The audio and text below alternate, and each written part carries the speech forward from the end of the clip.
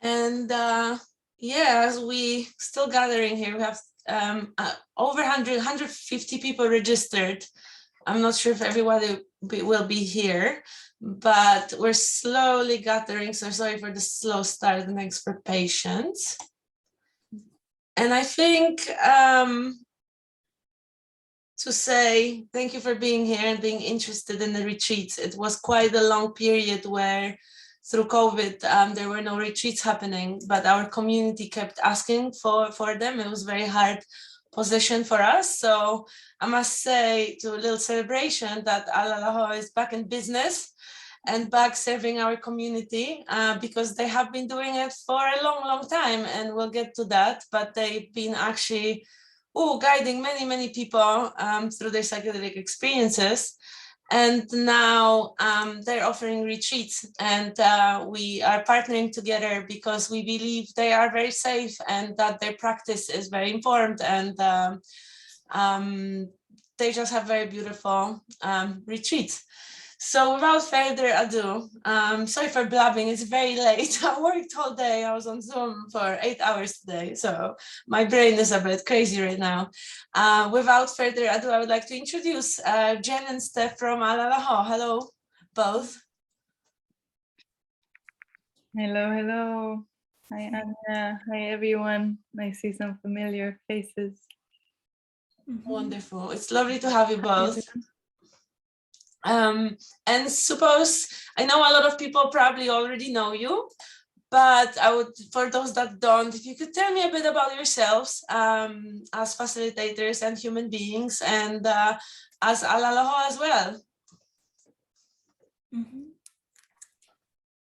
I'm happy to go first, but I would suggest or invite we do a little 5 minutes or so grounding before launching into the conversation, if that's okay.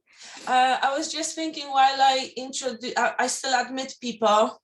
Yeah. Maybe we can just briefly about yourselves, introduce yourselves, and we can jump into the grounding very soon.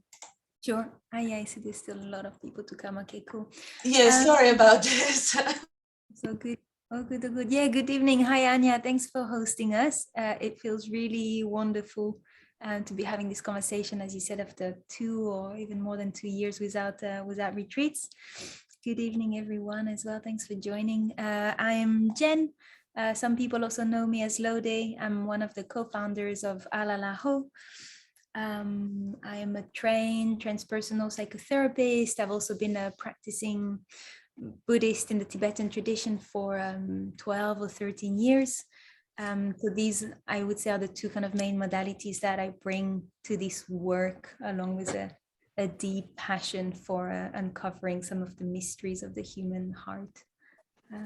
Yeah, that's kind of me in a nutshell. Cool. Yes. Hi, I'm Stefana, Bosse, Stefana, however you want to pronounce it. It's probably slightly easier than our name, which people really struggle with. Just for the record, it's Alalaho, in case you hadn't quite caught on to it. But yeah, so a couple of words about me. I started my path actually setting out studying politics, philosophy, and economics, and then working in a sort of human rights, environmentally oriented campaigning organization. And because at that point, that was really how I thought you could make a change in the world. And yeah, and at the same time, life worked its way, and on a personal level, discovered psychedelics, had some very deep personal initiations around the illness and death of my mother. And that then really guided me towards the work that I am doing now. So we set up the Psychedelic Society, the UK Psychedelic Society's Experience Retreats program back in 2016. And at the time, we were basically the first organization to run retreats of this model that you basically see now, mushrooming all over Holland. Doing it in Holland, it was happening in other places in the world. And yeah, so we ran retreats. That's when Jen also joined. We ran retreats for a good number of years. I see some past participants here in the chat, which is call, which is really nice. And then we founded Alalaho we founded it just as the pandemic started. So it's been quite a ride. And we're now finally about to run our very first Alalaho retreat in May, in 2 weeks' time. So yeah, we can say more about the whole transition, but that's the gist. Yeah, and on a personal level, my training after my politics philosophy escapade, then I started training also as a holistic counselor, and as well as in the more shamanic traditions with a teacher that works with ayahuasca and some shamans from the Andes that work with San Pedro medicine. So I have those two are my main paths. Thank you so much for this lovely introduction. I think we're in a good place now to come together for a little grounding. So over to you, Jen. Cool. Okay. It's kind of funny doing this without seeing humans and faces. I just see Stefan and Anya, but that will do. Yeah, inviting everybody to close their eyes for a moment.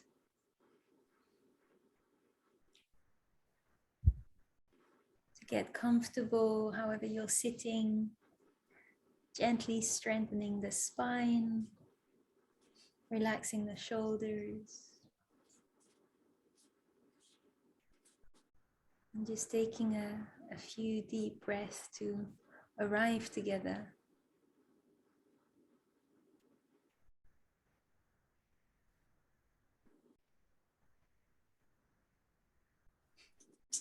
Taking a moment to allow the agitation, busyness, whatever is left from your day to slowly settle down.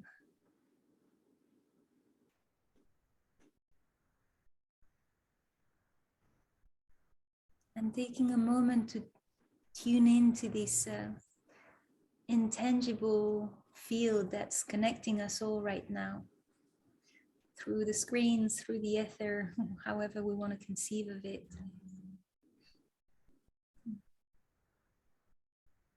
Getting a sense of all the humans coming together right this moment to share in a conversation, in an exploration.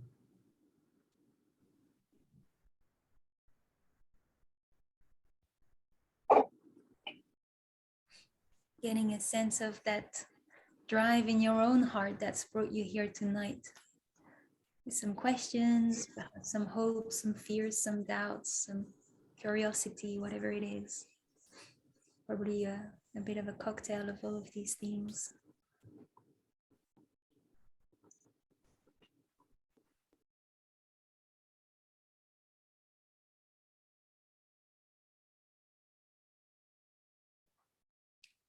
And as you all know, there'll be space for questions and answers.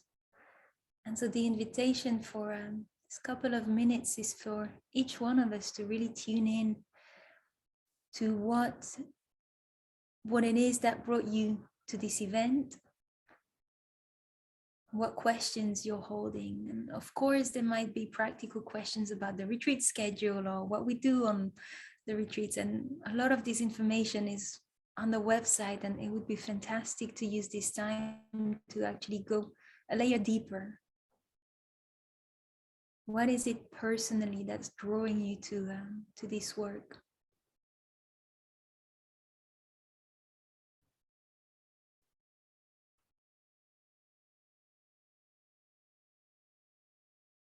So just taking another few breaths, a few more breaths.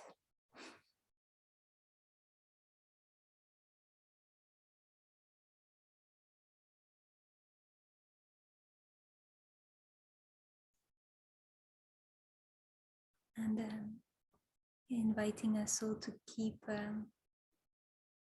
dropping in deeper as the conversation unfolds.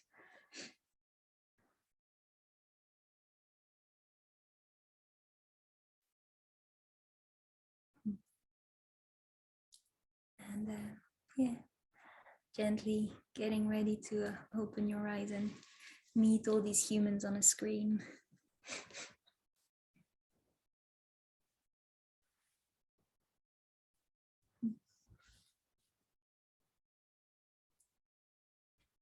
Okay. Thank you, Jen. We had a few more people arriving. So welcome to everyone who joined while we were being guided in grounding and meditation. Just a quick announcement about Q&As and the format today. I just have a few questions to ask first from me, which I hope they will be useful for you all. And then I invite you all either to pop your question in the chat and I'll copy it into document and make sure to read it later. Or you are welcome to raise your digital hand and come on screen as voice or video and voice and ask it yourself. So whatever is easier for you. Also, if you want to be anonymous, just text me privately in the chat and I will not be revealing your name. So that's for safety and feeling comfortable. I suppose let's start talking about the retreats then, shall we? Because everybody's curious. I mean, what I'm very curious about to ask first is actually how do you make sense of running retreats after the pandemic and in this very interesting landscape that we have now? I can kick us off and then yeah, Jen can join.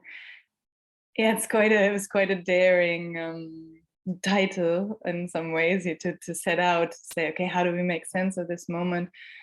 And the reason it feels apt is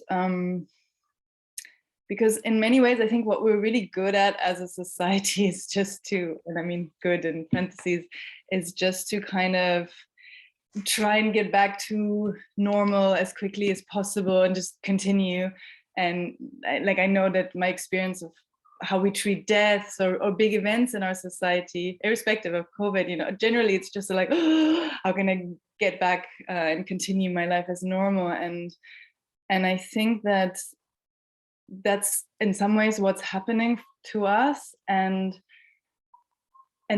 there's a lot that's good. It's like, thank God we can just go out and hug people again and socialize. And there are many, many good things about it.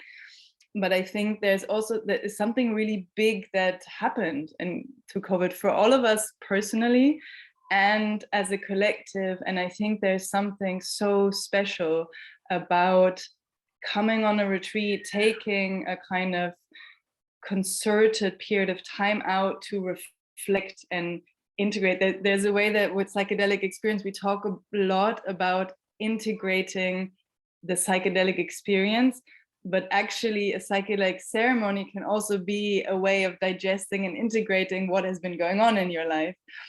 And so, and the retreat context in general, just like taking that time out and really tuning back in, what have these last 2 years meant for me, what has changed, what has worked me, and there's so many layers at which I could also answer this question, because of course it's been really intense for our mental health, a time of isolation, probably also some riches grown through that. So it feels like it's been a really, really rich 2 years personally and collectively, with a lot of trauma, a lot of learnings, a lot of digestions, and it's sort of an opportunity missed not to. Sometimes when you're like in the trauma, it's hard to really unpack it, but now that we're like coming a bit out of it, yeah, it feels like the work is more important than ever, and there's a nice opportunity to try and like make sense of this time.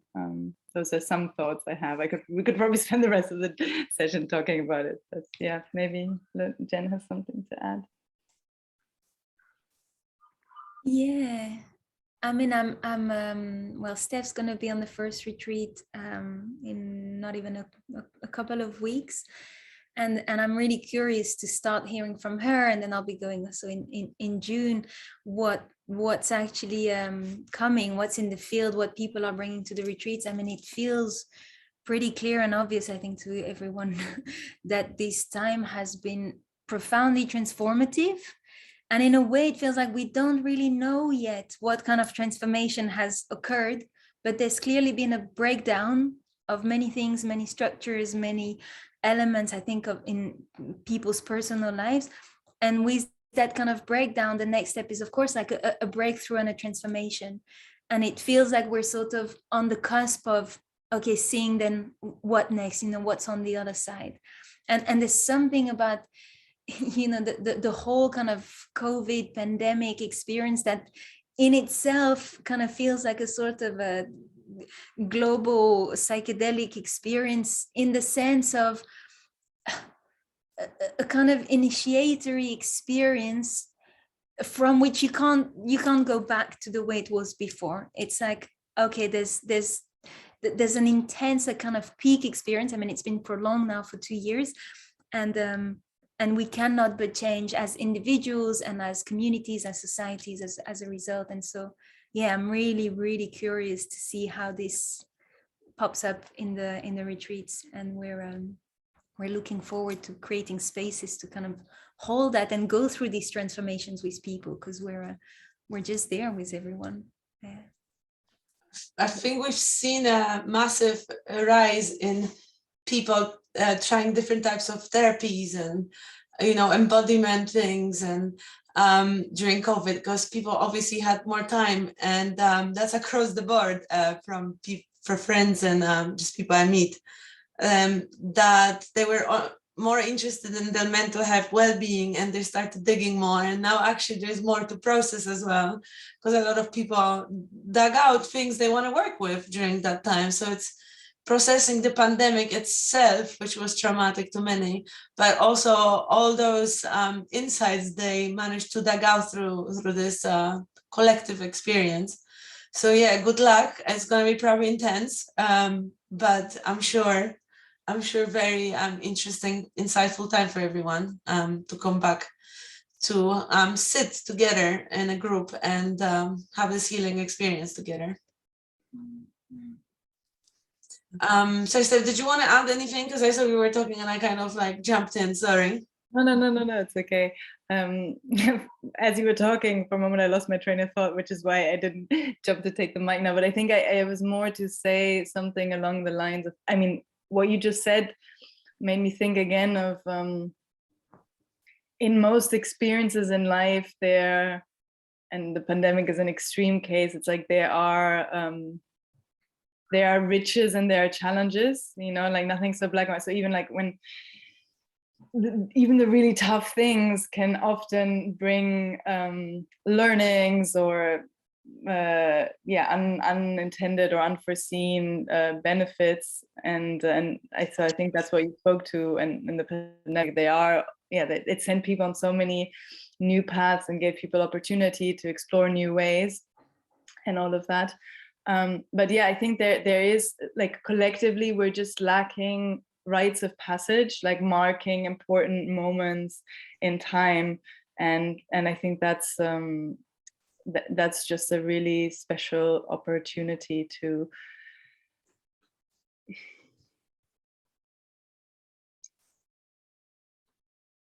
I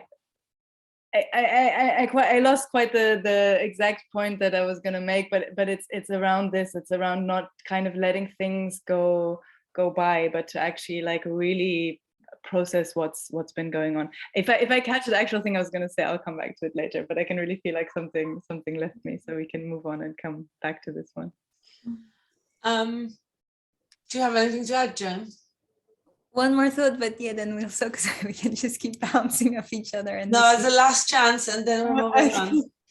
Cool. I guess one thought, that something that I personally, as a introvert and meditator, find really interesting about this pandemic is that I guess there is like a strong cultural bias towards extroversion and being busy.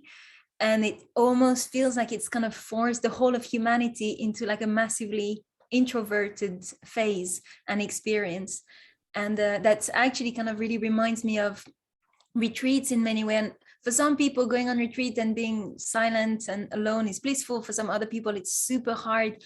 Ultimately, it's always an opportunity to really look inside. And I think that's what happened. I mean, people have been looking inside much more than ever before. And there's a huge potential in that. I mean, there's gold to be harvested there. And that's what we're hoping to help people do with the retreats, no doubt. Amazing. I want to find out more about the retreats, and I suppose now there's quite a lot of retreats happening, and you see a lot of new people in this landscape. Some of those people legit loads of training, great. Some of those people had ayahuasca experience or two and felt calling, and they found money enough to make a job out of this.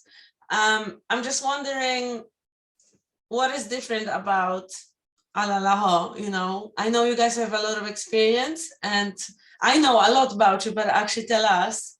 And I suppose also to tie it in with how you evolved, because you've been doing this for so many years. I don't know how many people did you, initiate to psychedelics, but very many. And what did you learn? How did you involve? And what makes you special? Because I think you are very special. So tell us. No pressure. That's okay. I was just reading Jen's eyes. I could tell she was like, you go first. Yeah, there's so many aspects to that question. So what makes us special? I think, in general, so on some level, the way you started the question is like, oh, I don't want to be hypocritical, because on some level, when we started, now we have the benefit of the fact that we have been doing this work, holding spaces for people going on psychedelic journeys for 6 years. And we have, as Psychedelic Society or Alalaho, but like as this team, we've held space for approximately 1,000 people. And then some of us have done, individual work here and there, but yeah, roughly 1,000 people. And of course, at this time that we started, also we weren't as experienced in psychedelic space holding yet. So there's a part of me where I don't want to be hypocritical to say like, oh, it's so bad that some people want to do this and they don't have so much experience, because that was also me at some point. And so I think it's important to hold both, that that we're all starting at some point, and at the same time, nonetheless, to draw attention to something that is potentially quite disconcerting, which is that, like a lot of people who holding these spaces maybe not in the safest way. And I guess one of the things that is key and that does make us different to what is happening in a lot of the scene is that we didn't have, when we started 6 years ago, we didn't have so much experience holding space for psychedelics, but we all had quite a lot of personal experience with psychedelics. And I think this is something that's really crucial and a bit, I'm watching it with the worried eye, because at the end of the day, the things that you can experience on psychedelics are so extraordinary, the places they can send you to, that it is quite unfathomable to somebody who hasn't done it. And you can be trained to really just support any experience, and for the most part that will be good training. And at the same time, like sometimes things really get quite crazy, and I think there is a level of authentic groundedness when you've been through it yourself. You can hold the knowledge that it's going to be fine. Like the trustworthiness of the facilitator is a completely different one, and the level of safety that they feel in themselves. Like I've seen it, I've had it happen on a couple of retreats where some people in my team also got a bit like, oh, is this going to be okay? And even though they've had psychedelic experiences themselves. So I think that is a really crucial aspect, like how deep in the psychedelic realm, and then I'll come to the second point, but it's like how deep we each have gone ourselves in our journeying. And the other aspect is that every person in our team is so deeply committed. Like there's some part in themselves where they, a long time ago, decided to just really show up for life and to do the work in whatever way their soul is drawn to, So for example, Jen, she's like been deep in the therapy and the Buddhist path, and my path has been slightly different, but there's an essence of this like sincere commitment to showing up and also like practicing in a long way, because there's something of a depth and certain blockages that you meet along the way that only come from being in like a path and a tradition down the road and staying at it. And the third aspect, and then I'll pass over, is I think is magic, and that's also one of our core values. And yeah, there's something that happens in between the structure and the lines. Okay, we have this preparation activity and we have the ceremony and we do it like this and we have our integration activity, but there's sort of like a passion and an openness to creativity and the mystery of how we facilitate that reignites the spark of magic and wonder and sense of awe with how life can be and how we can be, and sort of that capacity, that space for potential of actually like the magnificence that we are as humans and what we can experience. And I think there's something where we've all tapped into that and we weave that into our retreats, and I think that's quite probably quite unique.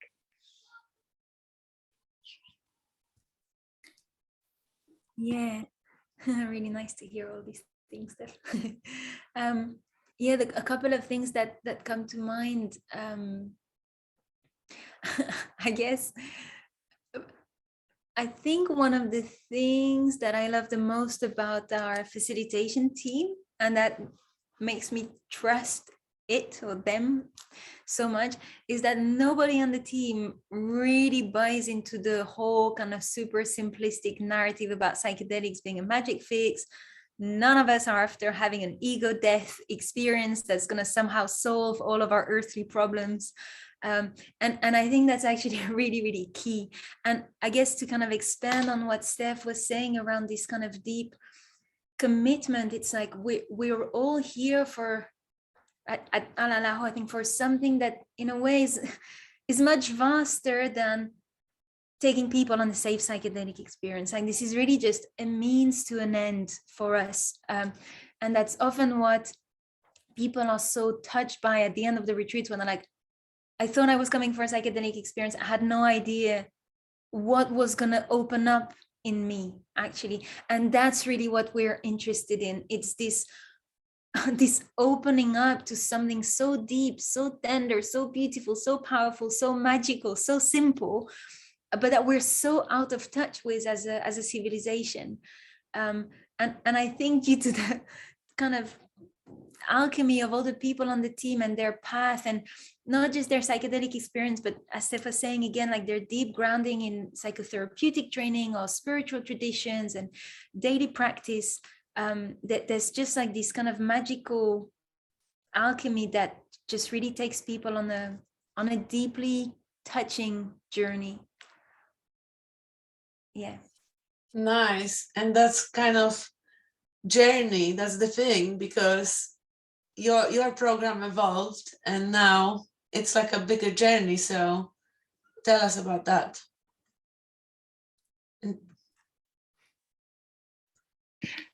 I don't always want to go first. Fine, I'll go first. I'll take the next one. Yeah, so thanks for asking that follow-up question, Anya, because exactly this is one other aspect I think that is so particular about Alalaho and the work we do, that from the very beginning, and this is also one of the reasons why we ended up separating from the Psychedelic Society, is because wanting to make this emphasis on, it's not just about psychedelics, kind of, actually Alalaho is faster than that. And as part of that, and we love the Psychedelic Society. We are also on the same side, by the way. But yeah, I know. I suppose by the time you were splitting with us, separating, it was maybe a bit different. But I think now we're on the same side of the fence. Yeah, I think anyway we are. It was, I shouldn't have said it. It was a cheek, because the Psychedelic Society obviously very amazingly has this like vast array of lots of practices. I think it's not about the Psychedelic Society as such. It was about the name of like kind of wanting to like prime, because it's so catchy. It brings everyone here because everyone's very hyped about psychedelics and they're the sexy new thing. And at the same time, there's so much focus on I need to have an ego death, like Jen said, you know, I need to like, what is it? What was the I need to like wipe clean my default mode network or deactivate it, or, you know, like that, all of these very kind of around the research. And actually for us, and this is part of actually what I was where I was trying to go, which is that now we have, as part of every single one of our retreats, a 9 months journey. So it's not, you know, a lot of people, a lot of organizations, they offer additional integration sessions or additional integration workshop, which is great that you have the option. There was something where for us, we felt like, no, actually, this is so important that it needs to be part of it, that every person who comes to our retreats automatically gets this as part of the offering. And the whole idea of it is that it's like a process that over a period of 9 months with several calls and suggested exercises in between to just continue deepening. So like psychedelics can open the retreat as this big opening experience. And then very naturally what happens after peak experience is like you contract a little bit. And there's a part of that where that's natural. And there's also another part where, yeah, like how can we better support the opening that happened to like deepen into like, okay, what are the things that then stand in the way of such an expansion, of living from such an open place, that make us contract? Like, how can we work with them? How can we uncover like more layers of the onion? So the whole thing for us, it's like, it's just another, it's a big step, it's a big leap, but it's just another step on a much longer, actually like lifelong journey, or even more than that. So yeah, that's really the approach that we take. It's both deep and long, and also wide in terms of like, you know, there's the body and nature and earth, and there's human relating and emotions, and there's my connection to spirit, and all of these different facets of being a human. And actually, what does it take to be whole? What does it take to be integrated? What does it take to be the fullest I can be here in this lifetime? Nice, lovely, thank you. Jen, anything to add? I'll try and keep it brief. The two things that are coming to me about this journey, one is about support, I suppose. And of course we can kind of be warriors and push and try and change all by ourselves, but the truth is that it's just really nice to have support. And I guess there was something, you know, that people are so touched by the community that forms on the retreats. And so it was also with the sense of like, okay, how can we kind of establish, like allow this community to crystallize and keep extracting, you know, the sort of nectar from it. And so yeah, not the support from the community, from the group, from the facilitators, and that I think is yeah, incredibly valuable in helping people really integrate all the kind of insights and yeah, from the experience. And the other thing is about practice. There's something that I personally really love, both in my Buddhist practice and in long-term psychotherapy. It's that there's a real acknowledgement that it takes a lifetime to transform, actually. And it's not even like there's really an end goal of like, okay, I'm like this, I want to be like that. It's like we're constantly transforming and evolving. And so there's something about this journey of helping people acquire like this sort of internal habit or certain tools that will, yeah, just help accompany them on this kind of ever unfolding journey. And often it's like there's such a focus, and that'll be the last point, on like, okay, the peak experience and wanting that one trip to kind of change everything in the brain.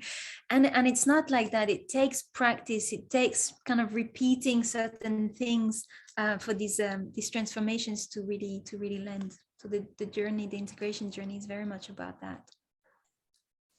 Yeah, we see, I mean, similarly, psychedelics are the gateway, the door.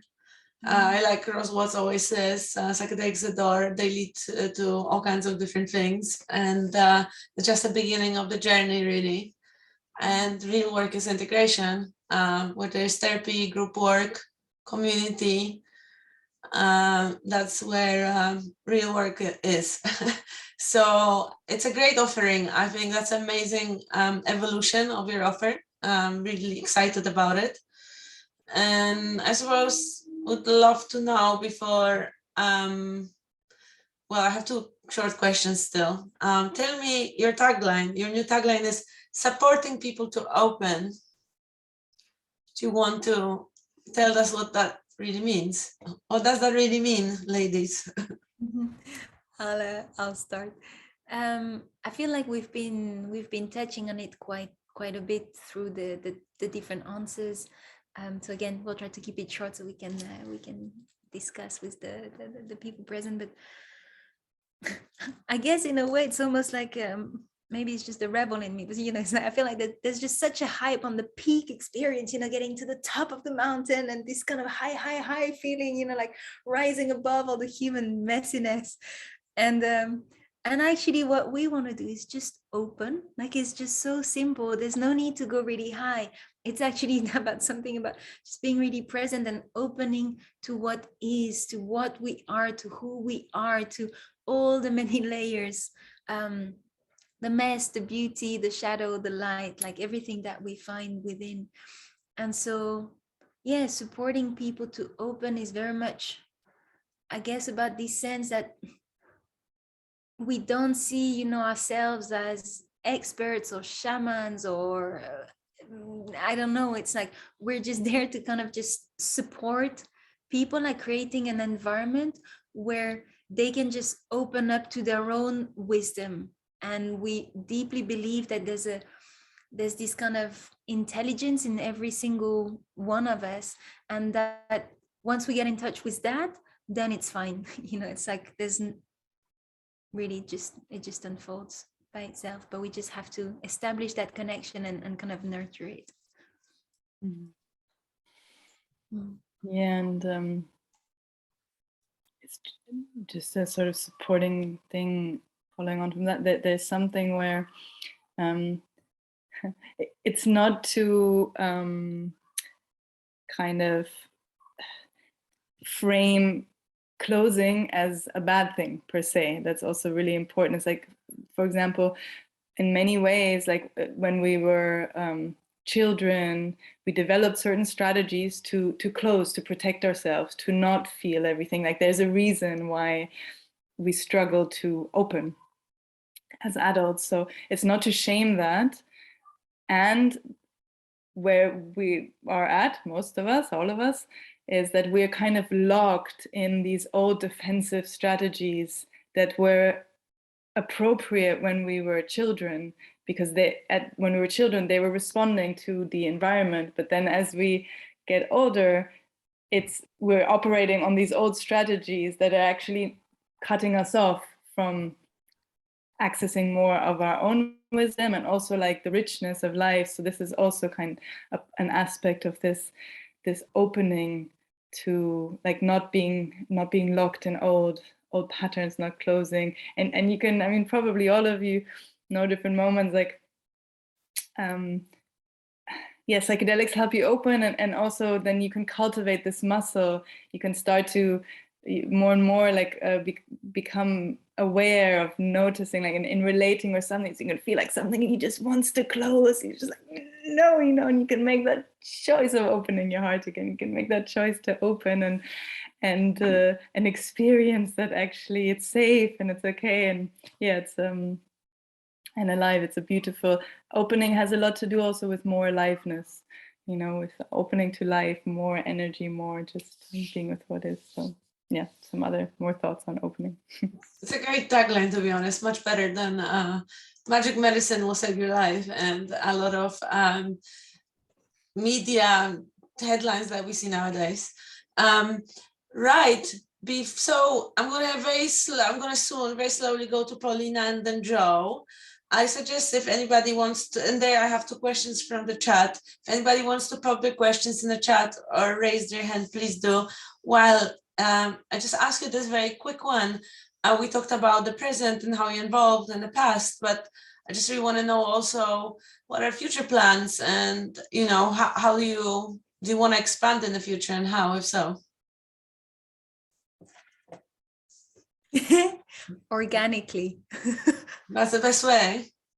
We have a million and one ideas. Steph, you're on mute, but anyway. We have a million. I thought you said we have a million ideas. We've made a million plans. They're all really exciting, and we're gonna see how it unfolds organically, because that's part of our work, is to tune in and listen in. And so we wanna stay aligned as we develop this work. Yeah, I feel like for me that's such an important thing, what Jen just said, that I just feel like I want to underline it, emphasize it, because we've been on different journeys, and there's so much at the moment with the big expansion that you see in the psychedelic space. And I think there's this real dance between holding a vision, and there is, we have a big vision in our hearts, and carry a big passion for supporting, of course, on some level, as many people as we can with this.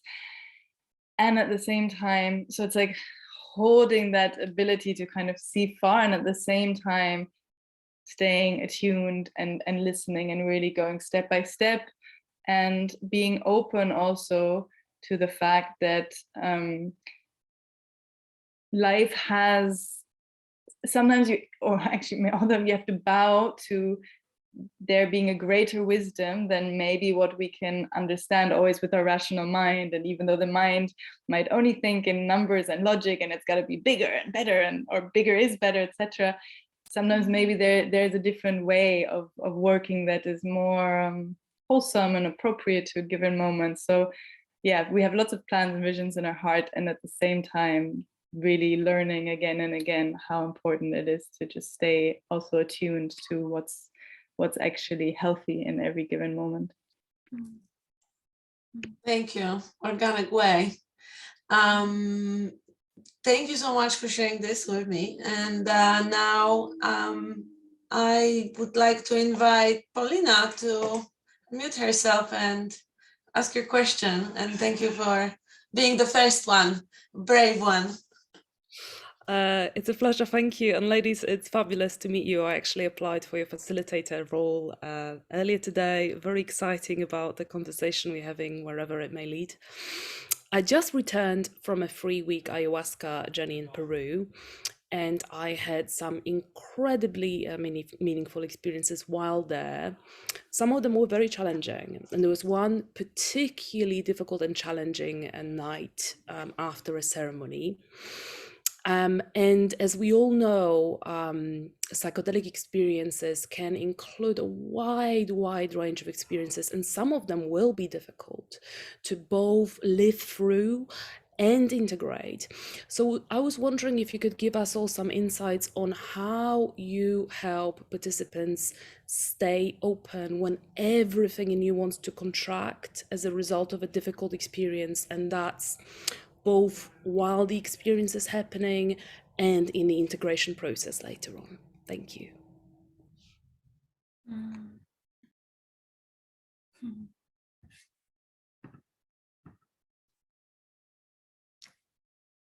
Do you want me to go? Do you want to go? You just unmuted yourself, so go ahead. Thank you for asking a really hard question. I really appreciate it.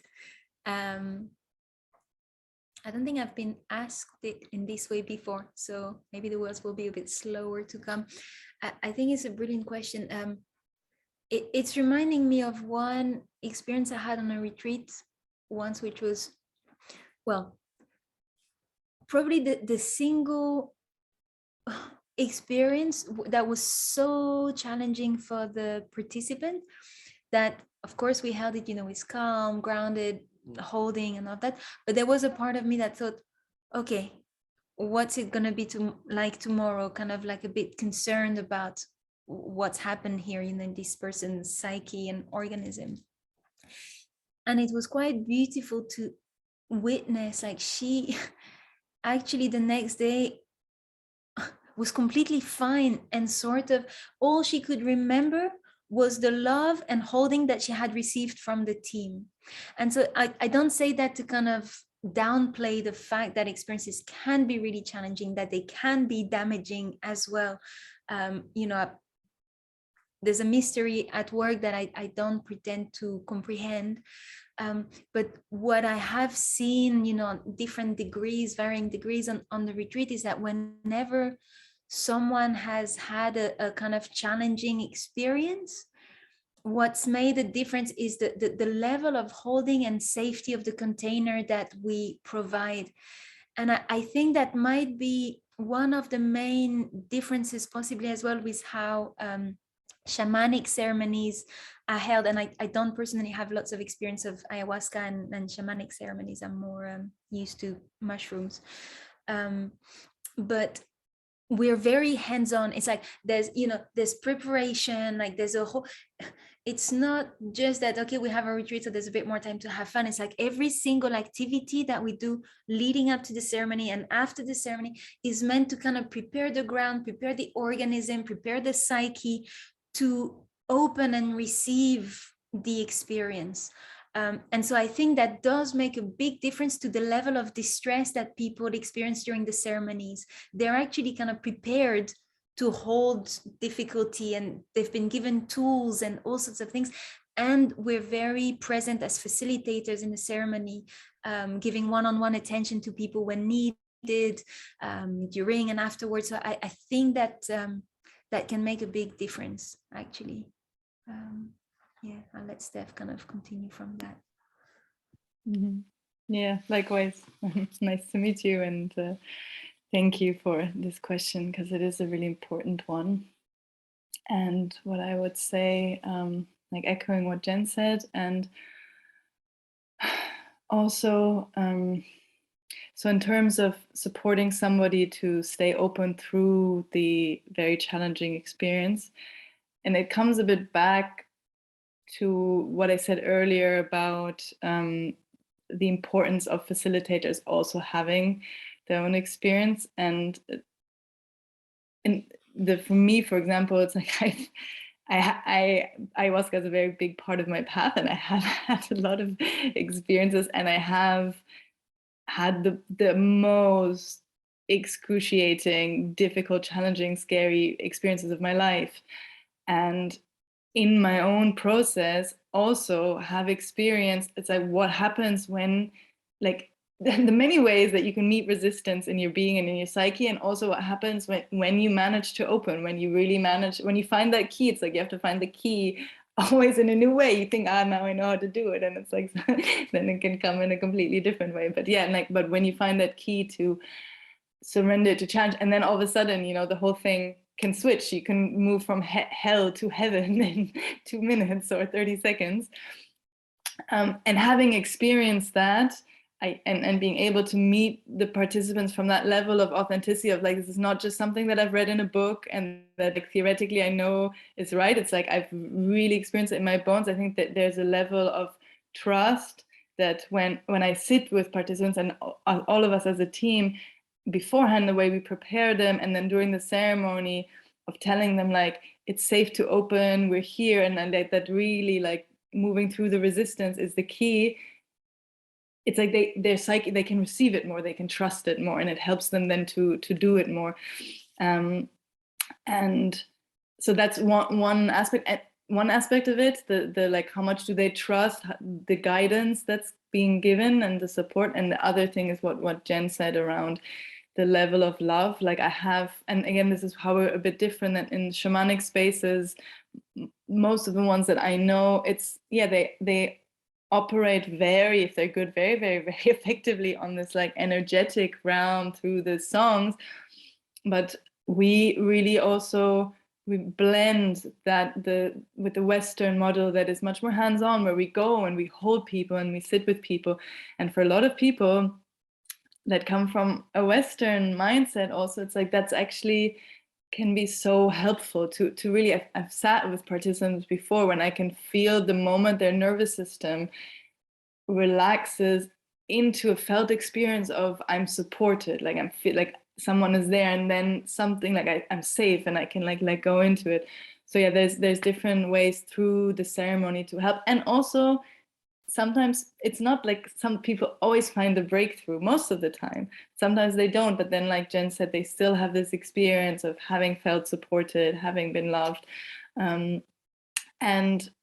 there's nobody, I think nobody in our retreats that ever felt not safe on a larger scale. And that's always really touched me. And when we, like, even when they've gone through the hardest things, the participants would always, like, I've heard that several times, that they would say, like, the whole time I still knew I would be safe.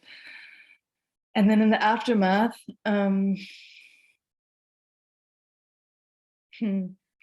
I think it's harder because it's such a case by case thing. But again, I would echo what Jen said, is that our whole setup is so different. Like, there's the next day, there's different activities that are geared towards helping unpack. There's the group mirroring. There's so many. It's like there's such richness. Actually, depends on what nature of your journey it was, but there's always something to work with. And my experience has been that in almost all the cases, regardless of whether the ceremony was super beautiful, ecstatic, or incredibly challenging, afterwards participants always leave feeling enriched and supported, and there's always gold, and no matter what the experience has been. Yeah. Thank you. Joe, do you want to jump in? Beautiful answer. Thank you. Thank you so much for asking. Hello, how is everyone? Let's see, I have several questions, and I'll try and keep them brief, just because I think there's a lot of other people that want to jump in.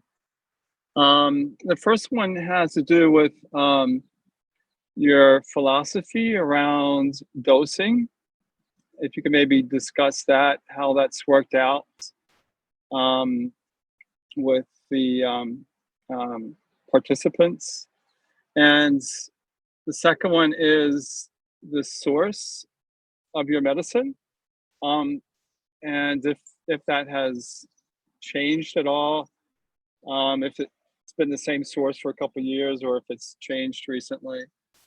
And then the last question has to do with, I had a look at the schedule, your schedule for the remainder of the year, and I noticed that there seems to be mostly one retreats with just one ceremony versus multiple ceremonies per retreat. And I was just wondering if that's by design, or if it's just something that's worked out to be more manageable that way. So thank you.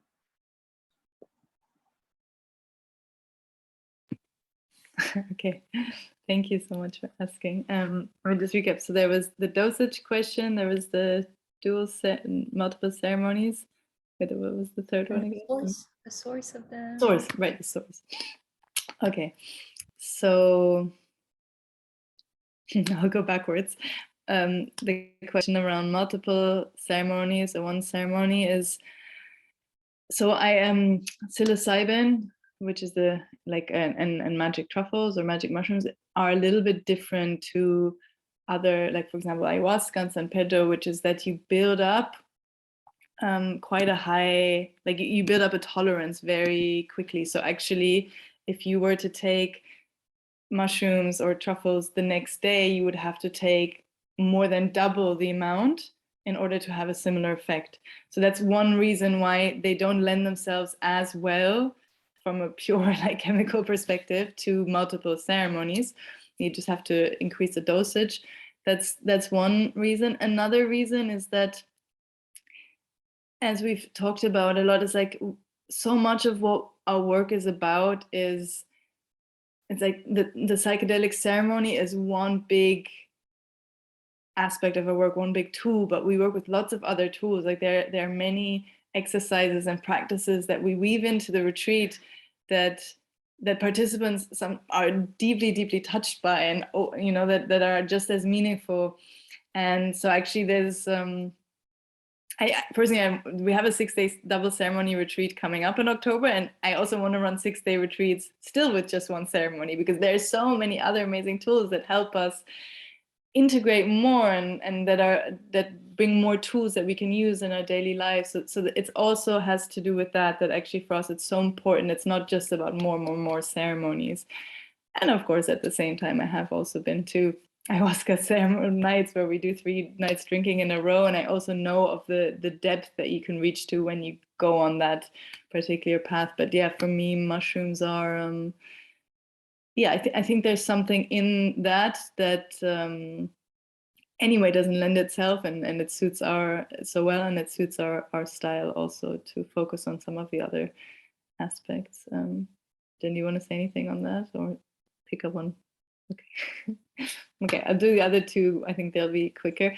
The source, we have been using the same source for a long time now, and we collaborate with a very beautiful, quirky, smart shop called Cocopelli in Amsterdam, and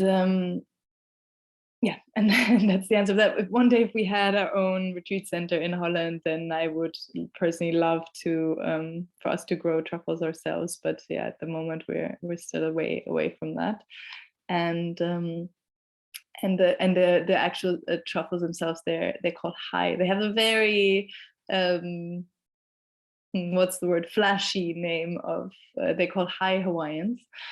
And the dosage, dosage is a real journey, and we've been on a journey with it also over the years. In general, like broadly speaking, I'd say the sweet point that we're trying to hit is to give people a dose that's strong enough to really send them on a journey, because if it's not strong enough, then sometimes you can be in this sort of tug of war where you're like normal, like the waking consciousness, like your normal egoic mind, like doesn't really quite want to let go. And if you put something strong enough on one side of the tug of war, then it helps to just like ease into it. And at the same time, of course, we don't want to give a dose that is going to be so strong that it overwhelms the nervous system so much that, again, the defenses really go up. So we found that, on rule of thumb, the sweet point for that is around 30 grams of fresh truffles, which is quite a strong dose and would probably be quite a lot stronger than what you would have if you were doing it in a different context. But we found that dose works really well in the container, that the held container that we have, and with all the support that participants get. And still, we discuss this with every participant individually, and not, but that's roughly the rule of thumb. Thank you. Amazing. I have 2 super technical questions, very quick ones from chat.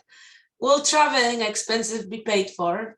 For example, train tickets to travel to the 2 retreat venues.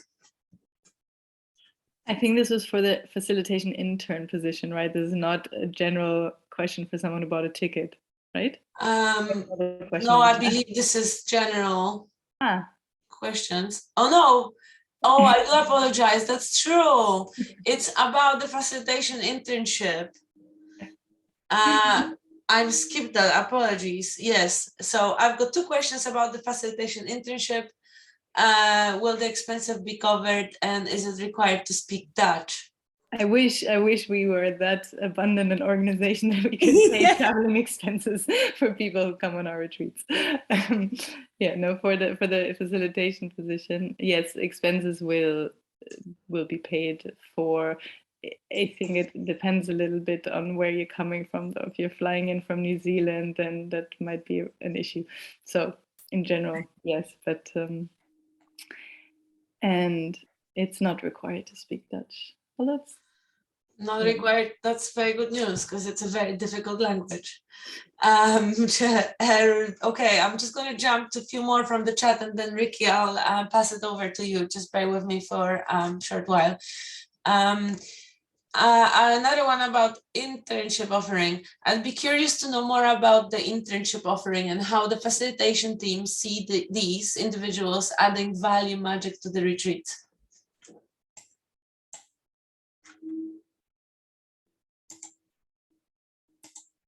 Mm-hmm. Cool. I like how they communicate with their eyes and they know which one's talking. It's amazing. Yeah, thanks for the question. And it's nice to see that I guess people have somehow received our newsletter or something advertising for the internship position. I mean, how the facilitation team see these individuals adding value and magic. These individuals bring a lot of magic to the retreat. They're kind of like they facilitate the magic in many ways. I mean, there's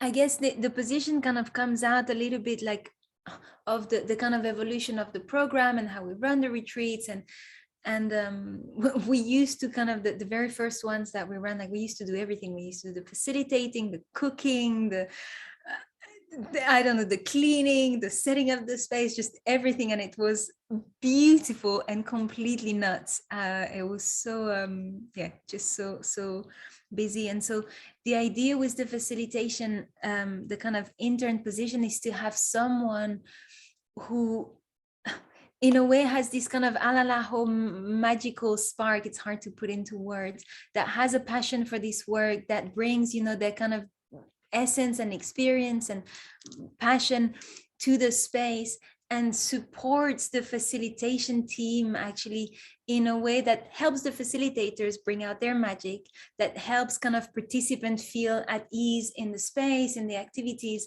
And at the same time, it's a really big opportunity for them to kind of learn more about space holding, about psychedelic work, about our particular approach to kind of psycho-spiritual work. So to me, it really feels like this kind of exchange where it's a really precious opportunity for them, and it honestly brings like incredible support to the whole facilitation team. So it's really quite a key position in many ways. Yeah, and just one tiny thing to add on that, I guess, is that one aspect of the art of facilitation is to support people to enter a space, like physically, but also internally, to give them a sort of a certain experience, to invite them into an experience, invite them into feeling. And there are ways in which you do that through the words that you choose, through the the energy of how you hold a meditation, how you the activities, the flow that you design. Like there's so many aspects of like what it means to facilitate a retreat experience. And there's some aspects that are like the invisible, that seemingly invisible things that most people don't notice when you walk into a room, but you can feel it. And some people that are very attuned, they will maybe notice that, oh, like for example, I'll spill some tiny secrets, like after a ceremony or something in the team, we will attend to the fact that we really clean the room, we fold people's blankets again if they left in them, or just something like that, little details that, yeah, like if you didn't do it, it would still be fun, it would still be a good retreat experience. But there's so many little details of how we design this magical experience that just let participants feel like, oh wow, these people really care. Like these people really pay attention, people really love.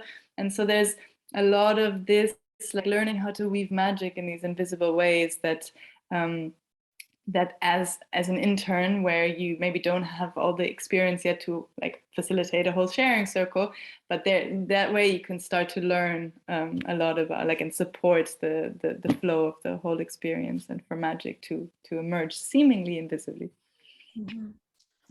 Wonderful. I'm going to move on to one more from the chat before I go to Ricky, and then back to the chat questions. This is also a bit technical, so we'll be quick. Will future retreat dates be published on the website, or is it only possible to know when things are happening once your application is approved?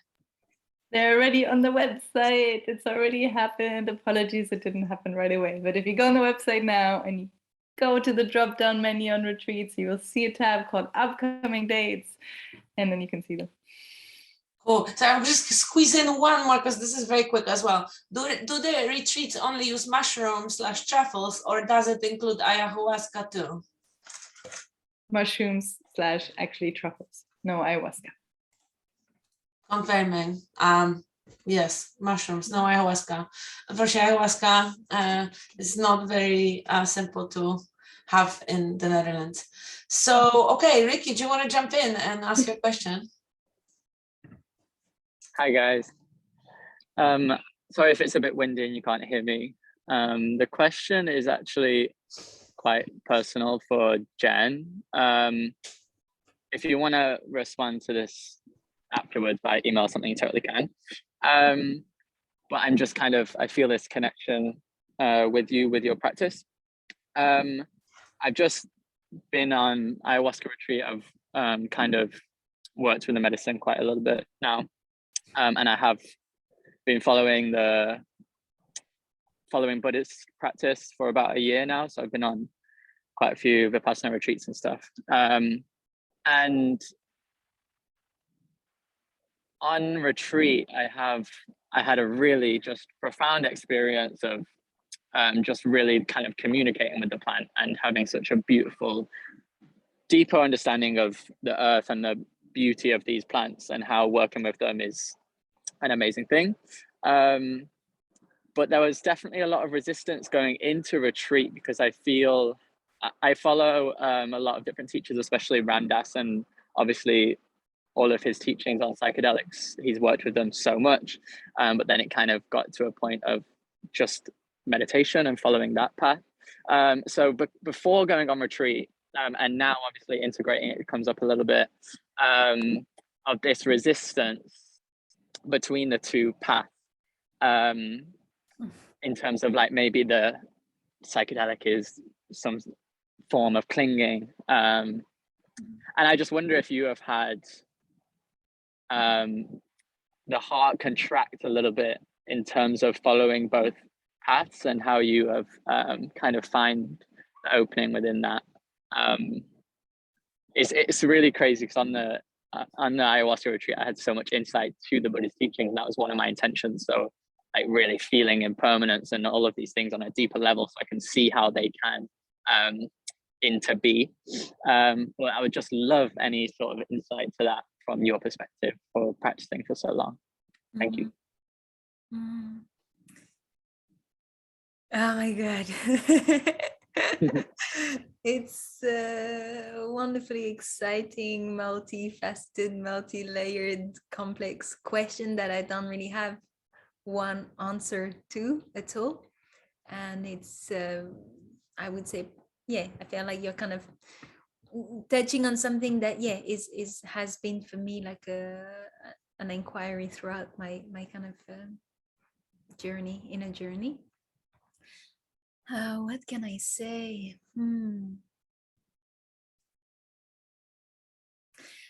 I guess, well, so many things, my God. Okay, a few threads. One, and that's something that did personally kind of drew me back to psychedelics, because I started, experimenting with psychedelics when I was younger, then discovered Buddhism, and then sort of decided, okay, I don't need any substances anymore. I'm just going to do it the pure way with meditation. And then I somehow returned to psychedelics, and I resonate with what you're saying. I think something that touches me every time I facilitate ceremonies or have a ceremony myself is that I do see that psychedelics can very quickly open people up to some of the insights that are described in Buddhist philosophy and other spiritual traditions, like you said, like impermanence, interconnectedness, the importance of love and compassion. And so I guess that's why, for me, I think it's important, again, to say that psychedelics are a means to an end. And from the point of view, like from the kind of ultimate point of view of your own psycho-spiritual journeys, or all of our psycho-spiritual journeys, they're not indispensable. They're not even necessary. It's like there are many other ways that we could get to the same place, but they're also available. And so we can use them. I think for me, how I bring the kind of Buddhist path into it is to remind myself of what the intention is using these substances. And I don't think this only applies to Buddhist people. I think it's really important for all of us. You're bringing this notion of clinging, which I won't go into now for the non-Buddhist, they'll be boring. But it's important for all of us to have a clear intention when we go into these ceremonies.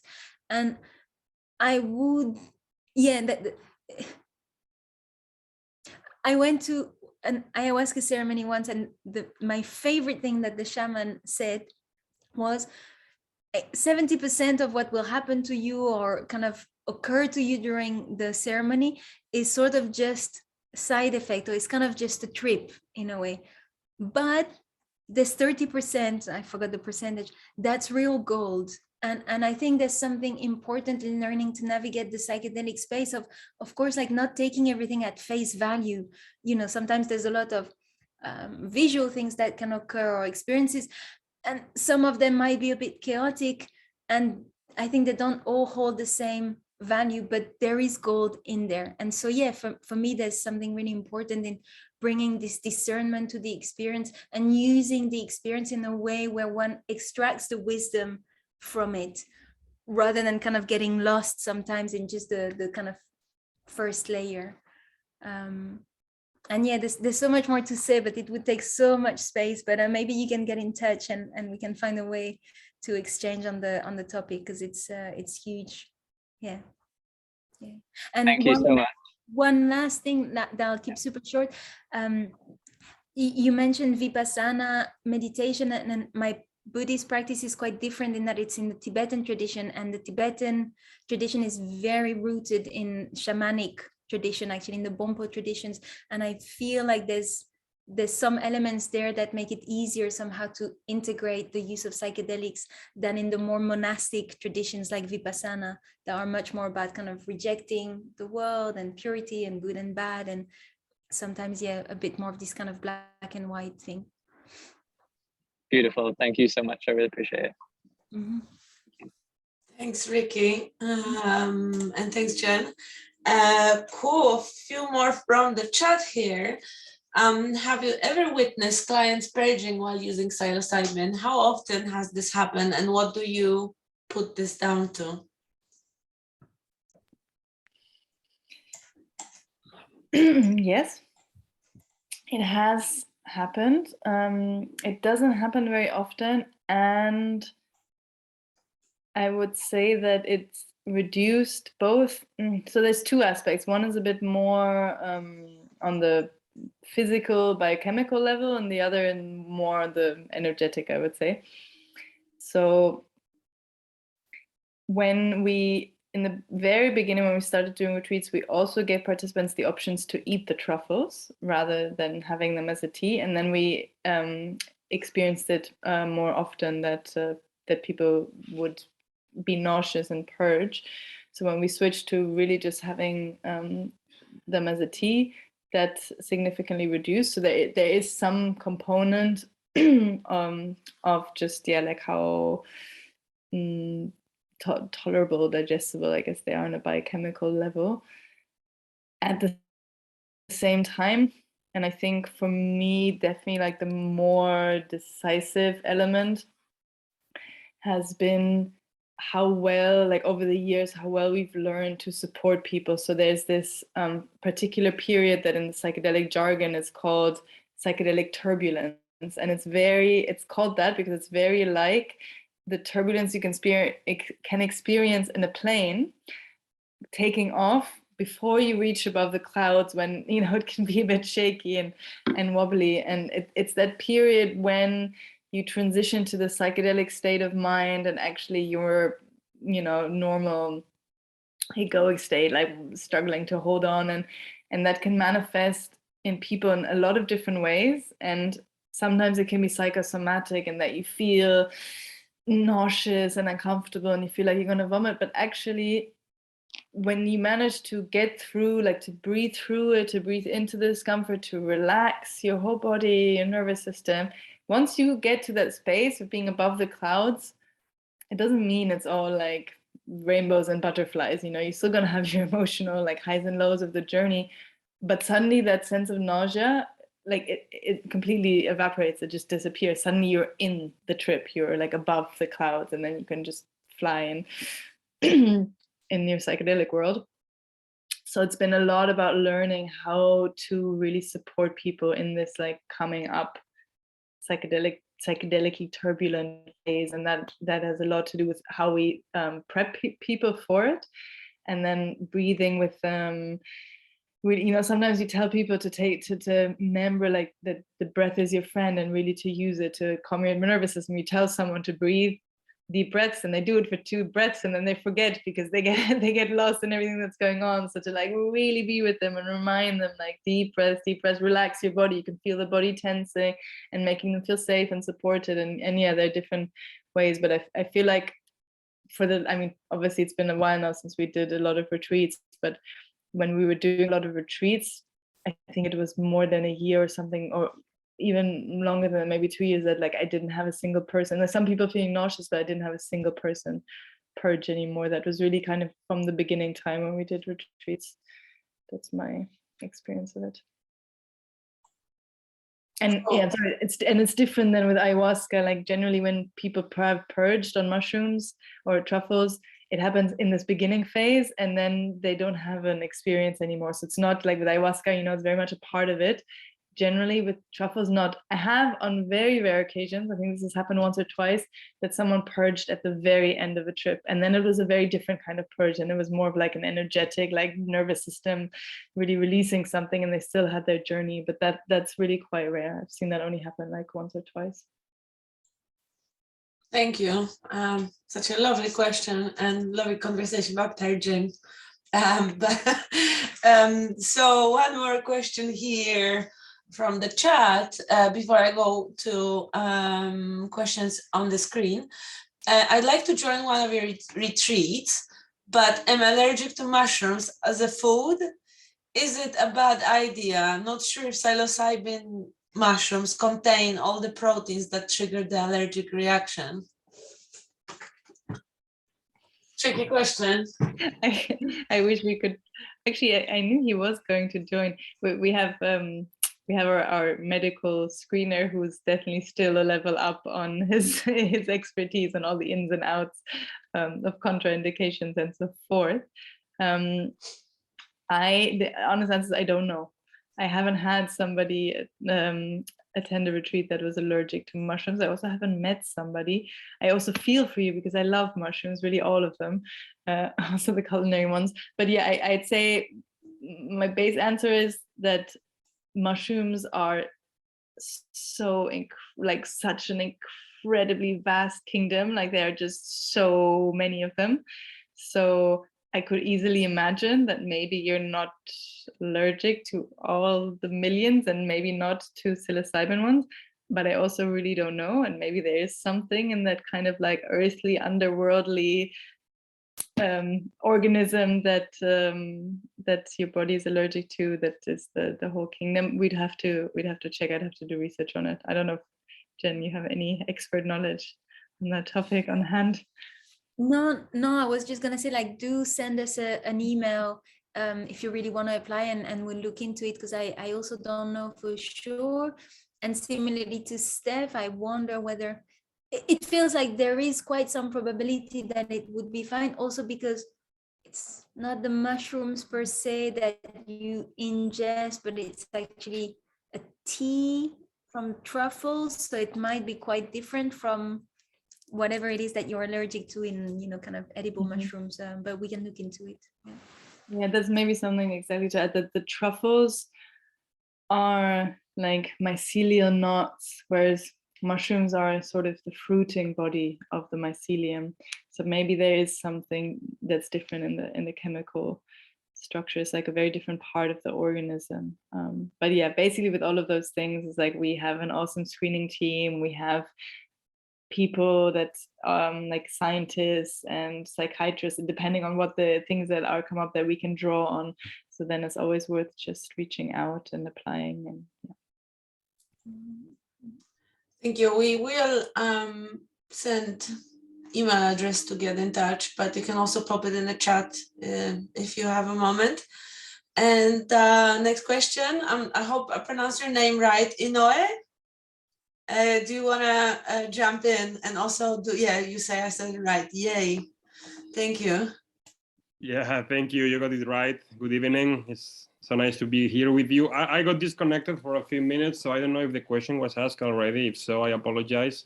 I was wondering if Jennifer and Stefana, maybe if you could share a little bit about how a psychedelic ceremony looks like in one of the retreats. I'm kind of interested in that, how the ceremony can look like. Yeah, thank you.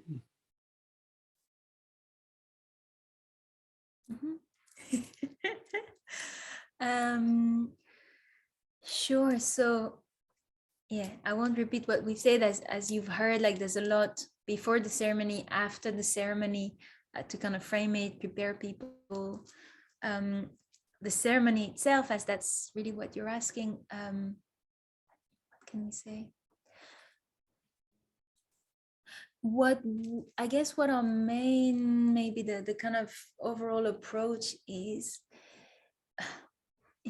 to kind of create a real ceremony to kind of bring in that sense of the sacred, of opening up a special space that's not just kind of ordinary everyday reality, but doing it in a way that is meaningful and palatable for us modern Western people who are often very disconnected from spiritual traditions, rites of passage, ceremonies.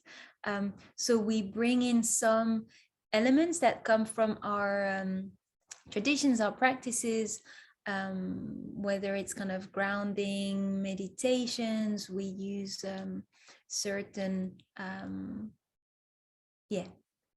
herbs like sage, for example, that kind of have properties that kind of help people relax, soften into the experience. Like there's particular properties to that. So there's sort of elements that we bring from our spiritual traditions. There's elements that are just kind of basic human things, like starting by sitting in a sharing circle and having a check-in, kind of inviting people to bring themselves in a way that creates this sense of container of togetherness. So it's a group experience, like everybody sits together in the same space. People have their own mattresses, their kind of beds, that everybody has their kind of cozy little nest. And at the same time, it's a very individual experience. So the ceremony is mostly held in silence, like people don't communicate with each other. There is a playlist where we have a few different playlists that we use, and the music in a way is kind of the main guide, so to speak, of the experience.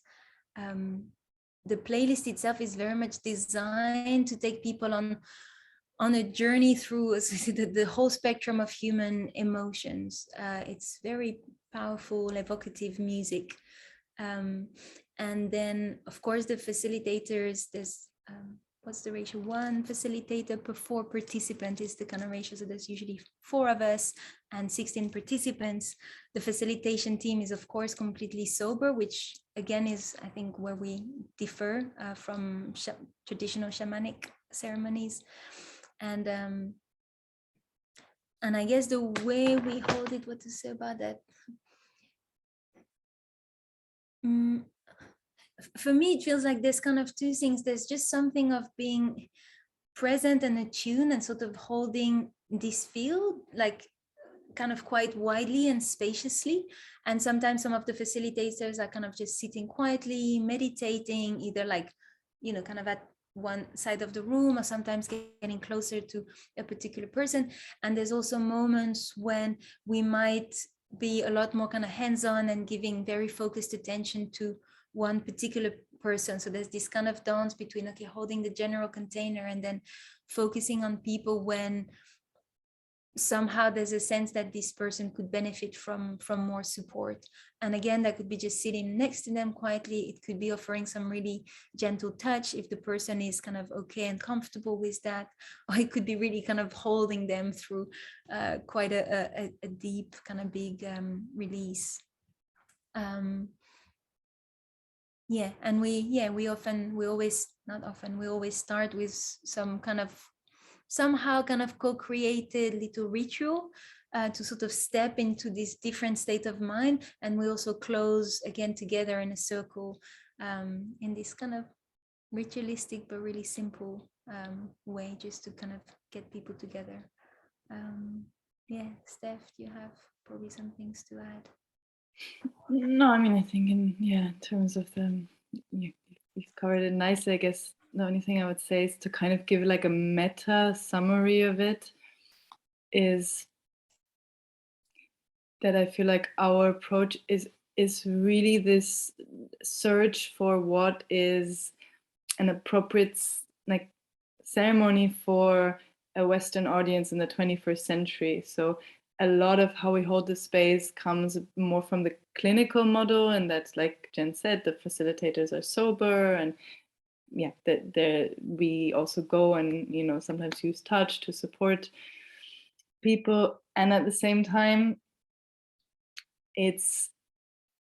we bring in elements from the different practices and traditions that we're part of, from the shamanic to like the magic, the smells, also singing songs and playing instruments and working in different ways. And I think that, what we're trying to do is, there's something that's really missing in the kind of the collective experience and the ceremonial aspect in that very clinical model.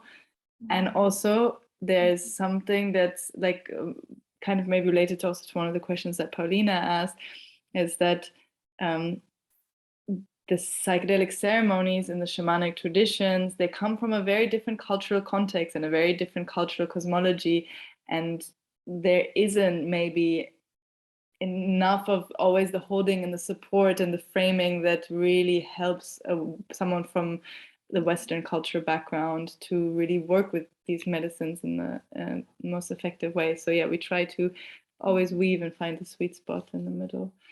And I just had this impulse, my inner facilitator coming out. I always feel like that when we're in long Zoom calls and we talk a lot, that maybe we can all just take one moment to just have a couple of breaths, just like 30 seconds, no words, just like take some deep breaths.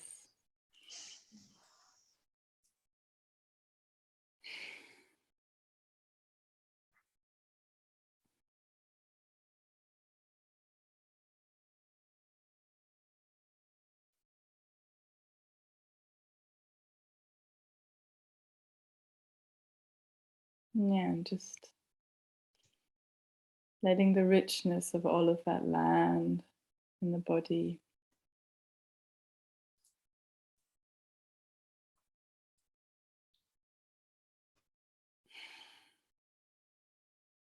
maybe one more deep breath, and you can let out a sigh when you exhale.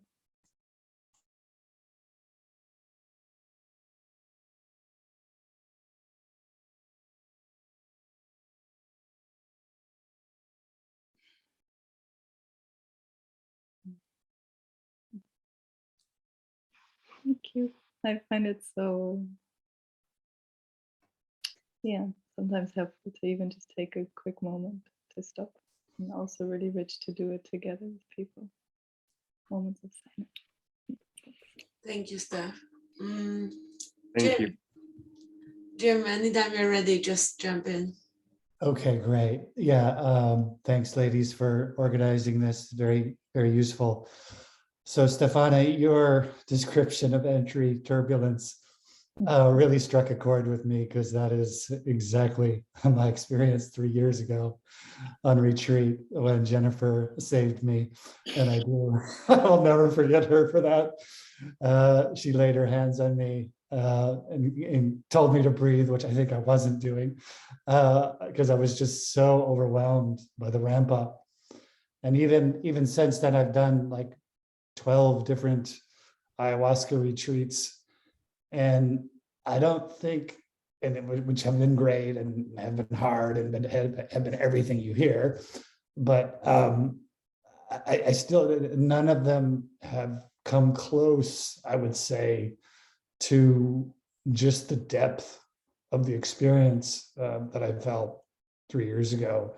And well, I certainly had plenty of fear, but in some of these experiences, but also that turbulence was really rattling.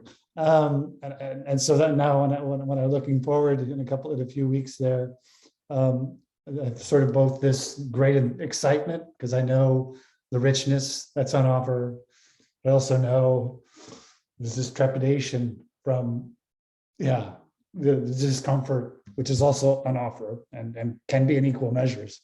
I guess just what is there something that we can do to further prepare? Obviously, we're going to be prepare in the day or so in the lead up to the ceremony, but I guess between now and then, to somehow, I don't know, make that a more manageable transition.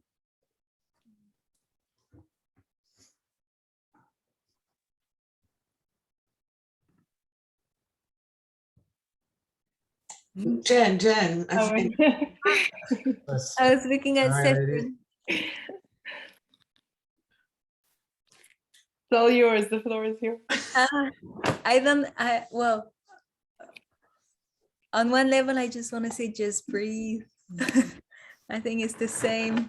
It's the same medicine. I don't know if anybody else shares this experience. I feel like I keep having to learn the exact same lesson often. You know, it's like have psychedelic ceremony or some kind of retreat, get this big flashy insight, think I've integrated it, go back to retreat, have another ceremony, and it's the same. It's like, oh, there's another layer to it, and then there's another layer to it, and I don't know what's somehow coming through hearing you speak it feels like that thing of just breathing, and not just about the breath, but it feels like there's something about breathing that's about the mind sort of dropping back into its own home, which is the body, and deliberately choosing to relax.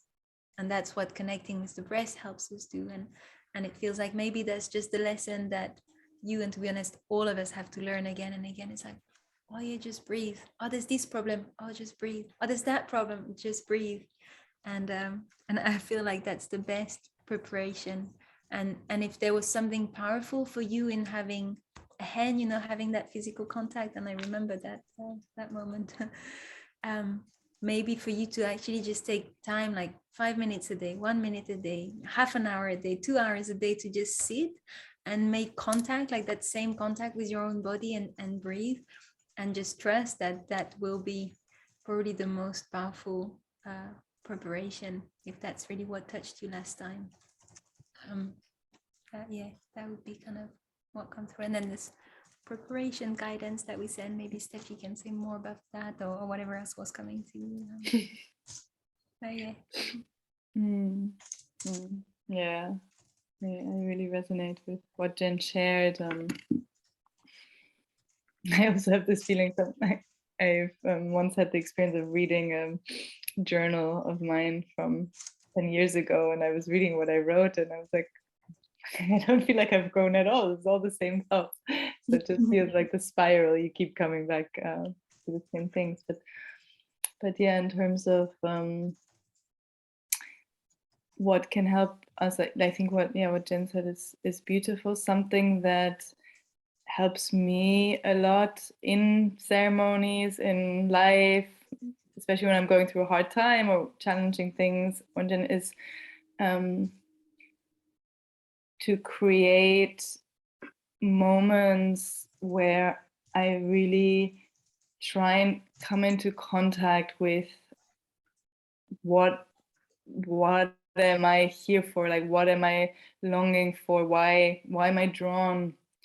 In your case, like why do I want to go on the psychedelic journey? Like what is the part in me that is willing to meet the fears and the intensity? You know, like when sometimes when I'm in a psychedelic ceremony and it's really hard, and I'm, you know, there is that part of me, it's like, my God, why do I do this to myself? Why do I choose to do this? But to connect and to fan that spark, that flame that is stronger than all of our fears and all the demons, that actually is connected to something much vaster, much larger, and it can help to, like, I mean, it can help to go to these, to go to events, to listen to podcasts or read books written by inspiring people, spiritual, whatever it is that puts us in touch, that speaks to our heart,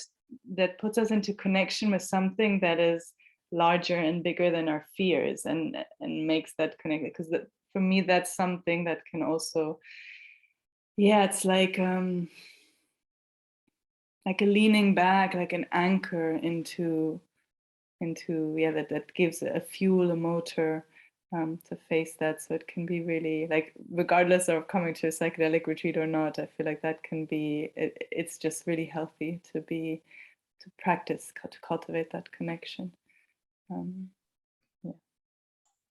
here I was hoping Jennifer was going to tell me, oh, that only really ever happens the first time, so you should be fine. And also, but on that note, it's always different. Also, it is always different. Like, and that's part of what makes it so mysterious and humbling. And it might be completely different. Yeah, I vouch for that. So just before I go to Lisa, I have some chat questions. I am interested in if, and if so, how often you might have had to turn a participant away from ceremony and for what reason? Maybe in the case of prior medical conditions or medications being taken. I'm trying to rake my brain for what is the statistic, what is our ratio, but I would say, I don't have the number, but yeah, we do turn a significant amount of people away for there are certain contraindications, like medication that they be taking. SSRIs are like a prime example, where they act on the same receptor system as psilocybin, and it's just best practice not to mix those. And then maybe, so it can be on two levels. One can be physical, kind of certain, like, it depends, it's a bit nuanced, but certain heart conditions or high blood pressure, like, can be fine, can sometimes be problematic. It's on a case-by-case basis, because psilocybin raises your blood pressure, medication. And then there's the more psychological. So if people have experienced very severe trauma that they haven't really unpacked in therapy or other, like, there some, or if you have a history, like if you have a very close family history of being of family that is schizophrenic, things like that, then it might be that this context of a group retreat is not a safe context. It might be that psychedelics as such aren't right for you to try in your life, or it can be that the context that we offer is not really safe. So there's a variety of different factors that might mean that this is not the right experience. And we have quite some information on our website regarding that, and also in the screening call that we offer for everybody. That's something to find out. But yeah, there's a list of what kind of things would preclude participation. And it's really heartbreaking, because sometimes you have to say no to the people that you really would love to be able to support the most. And there's also an aspect which is about the duty we have to the psychedelic field at the moment, because we're not in a space where this is all accepted and legitimized. It's like we have to be careful anyway, just our duty of care to each participant and to the group retreat. And we have to be careful in terms of the duty we hold to the wider psychedelic movement, not to make so we are on the side maybe of being overly cautious, because there is so much responsibility in this field. Thanks, Steph. And one more just to follow that, it's similar. Just wondering, are mushrooms safe for someone who suffers with epilepsy?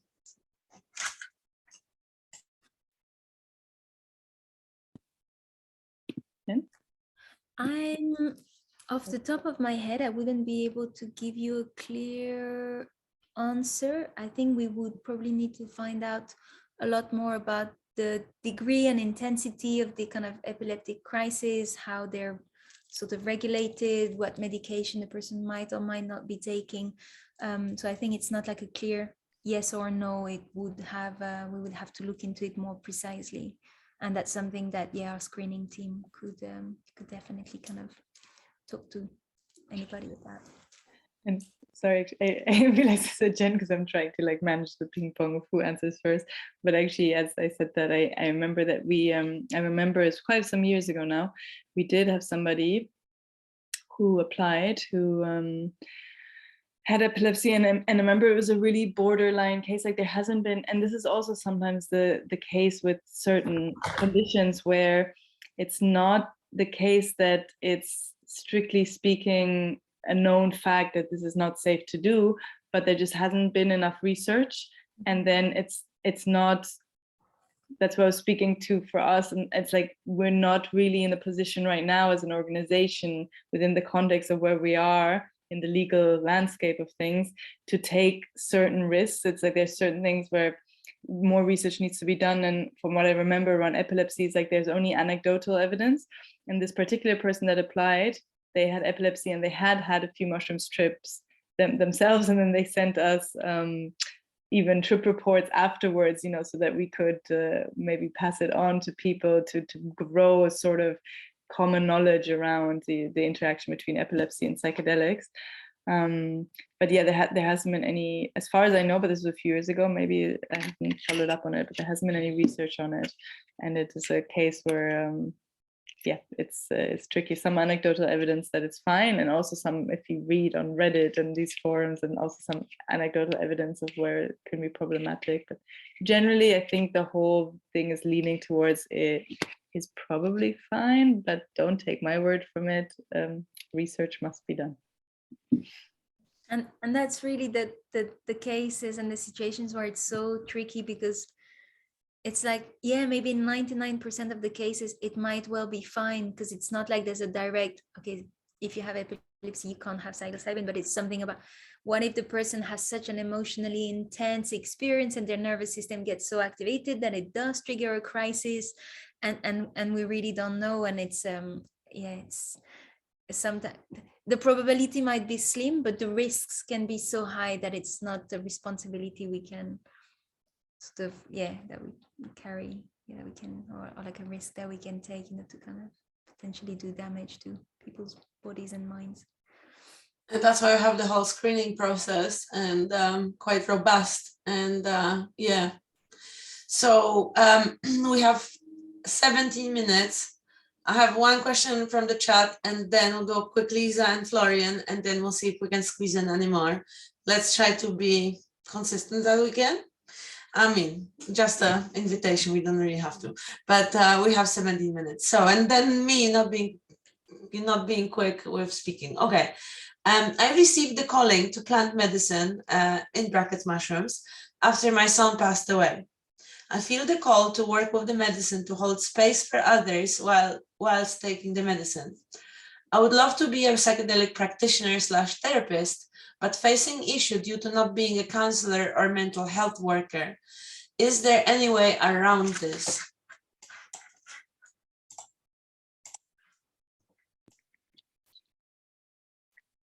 So I guess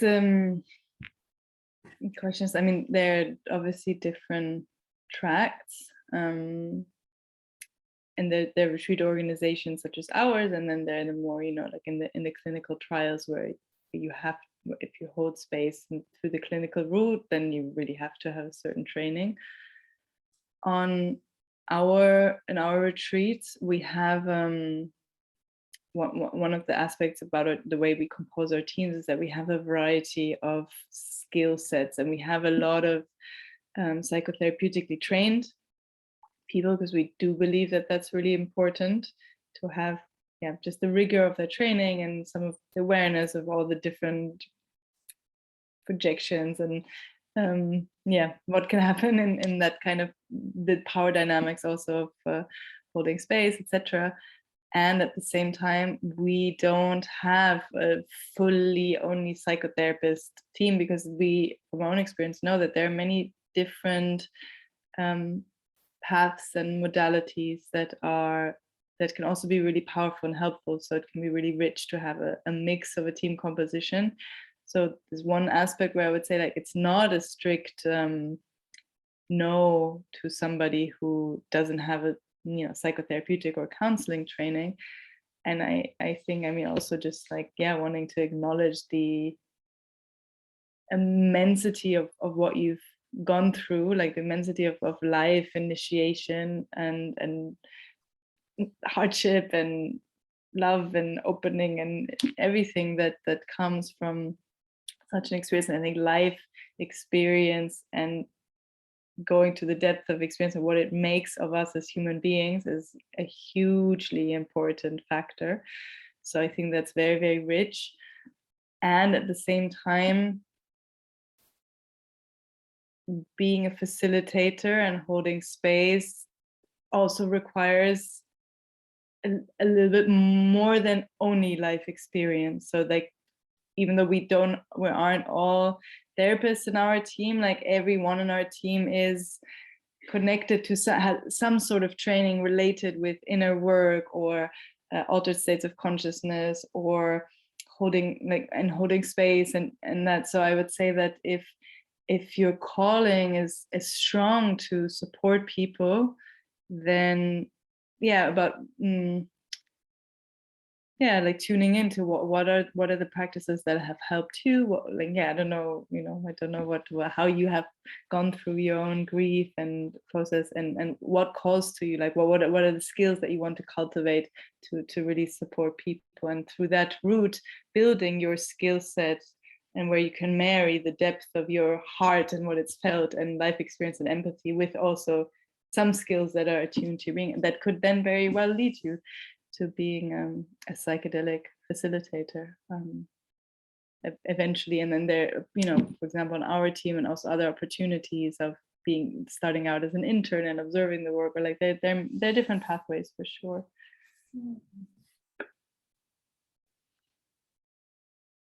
And I guess I want to say two things on that also. Is like, one, I would say, regardless and anything, it's like never let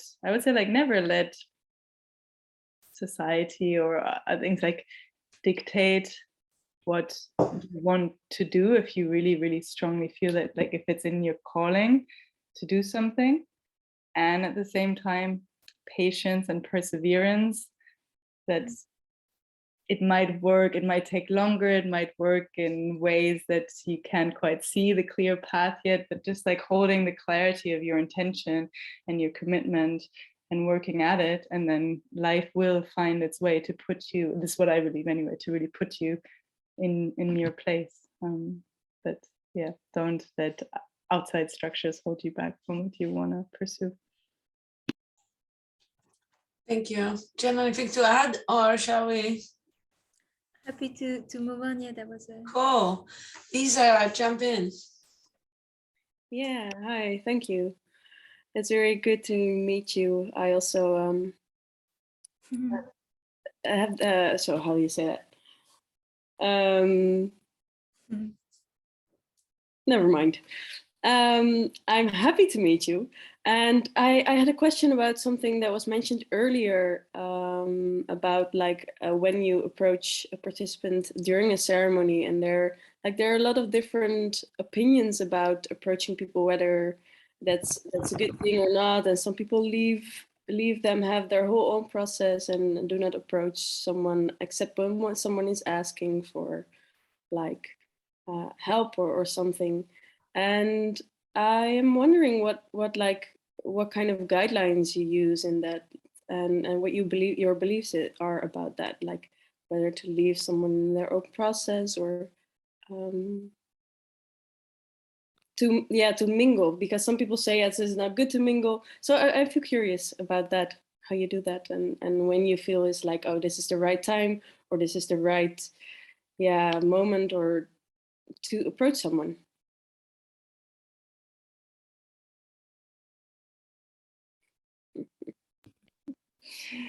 Okay, I'll go first. It's a really good question, and it's such it's what the whole art of facilitation is about in some way. I can answer on different elements. One thing that immediately springs to mind is that over the years of facilitating, I really had to learn that in the beginning and in general, I had this thing, as I think a lot of us on the team, that you don't want to interfere in someone. You don't want to like if someone is in their process and they want to be left alone. Of course, you don't want to like disrupt their trip. So you might be more, and especially if you're not so experienced yet, you know, you might veer more on like not wanting to intervene. And I had to really learn that often the people that really give off an energy of I'm fine, like leave me alone, that's not, because in the beginning I would more do that if I really got the vibes from somebody of just like I'm like want to be left alone, then I would probably, or like maybe just kind of like gently check it, but like I would kind of respect those vibes. And then often in the work that we did in the integration work and the sharing circles and the one-on-one check-ins, then often those participants would say like, oh, like everyone got so much attention and I didn't get any attention. And so it was a learning for me that even if some people give off a strong vibe that they don't want to be like connected with, that sometimes you have to kind of learn to read behind the first defense mechanism. And at the same time, then it's still always like, no matter what happens in a ceremony, you can, that's the whole point of integration, you can always work with what came up. So even with that would end up being rich pieces that we could work with. So that's like one aspect of it that, that has taught me to read people even better. And at the same time, at the end of the day, there's some element of maybe becoming sort of like a ninja or a Jedi around it, that is really about honing your own intuition and your own, what you're picking up on the field, and being able to read, okay, what is a genuine, like, wow, this person's really in their process, because of course that also does happen. And sometimes it's like, you don't need to go there and you don't need to intervene, and you going there can actually jolt someone and put them out of their, or something. So yeah, so there's something that's a very unsatisfying answer, where I think it has a lot to do with experience and intuition that you develop, and like honing your own awareness that comes really from experience. And then another aspect I would say is that, so coming back to the first thing, now I err on the side of more checking in. I mean, we check in with everybody anyway, but kind of more really concertedly checking in, because generally my experience has been that you can go and like disturb someone's process and it can take them out, but the chances are that like you get it right, like very quickly. If someone's kind of in a process or something and you come and it disrupts the process, you can tell quite quickly and you can remove yourself, and generally they can just continue. Like it's not as big of an issue really as it is if you really leave someone not checked in with, because they're not able to ask for help. So I err on the side of maybe checking in more. And also a lot of the work that we do beforehand and in general is really to help people train the muscle of being able to ask for help. It's so hard for all of us in our society, and it's like a big learning journey. So we work on that a lot. And I could say a lot more things, but maybe I'll give the mic over to Jen.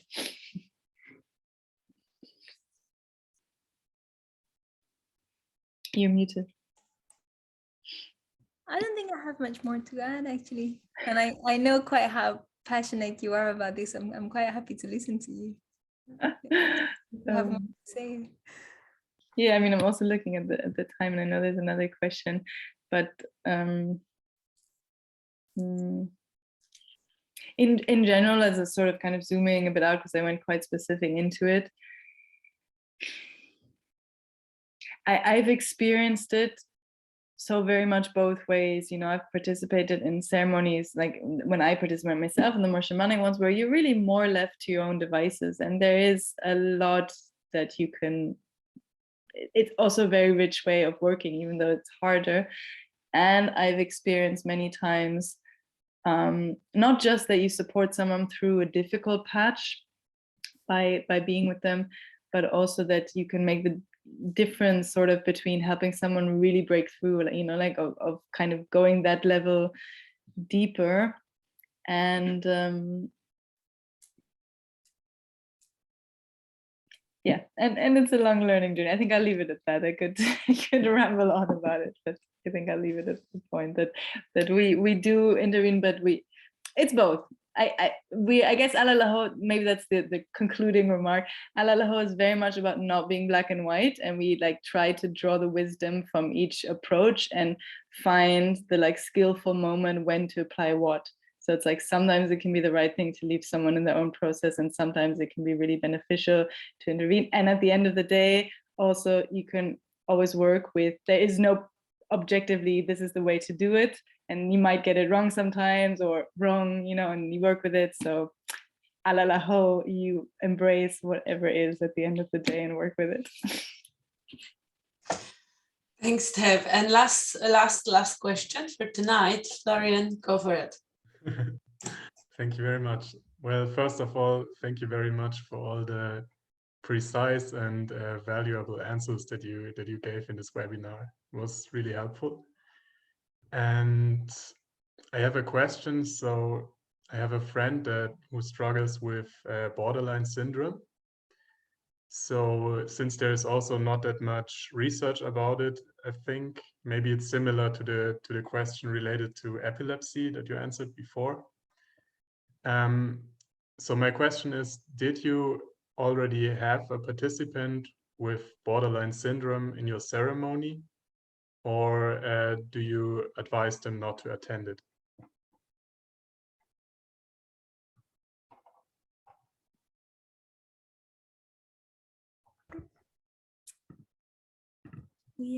Yeah, thanks for the question, and it's touching to feel your care for your love for your friend.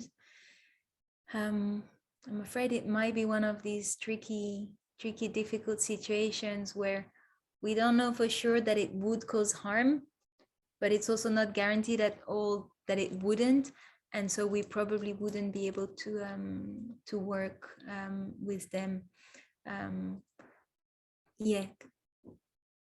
There's something about this psychedelic experience that can be very destabilizing. It's like there's the peak experience, and then you come home and you can kind of like have to integrate that. You can crash. So it can provoke a lot of instability that's potentially really not helpful to someone who struggles with borderline symptoms of whatever intensity. And that's one part of the screening, and one kind of like of the main considerations is always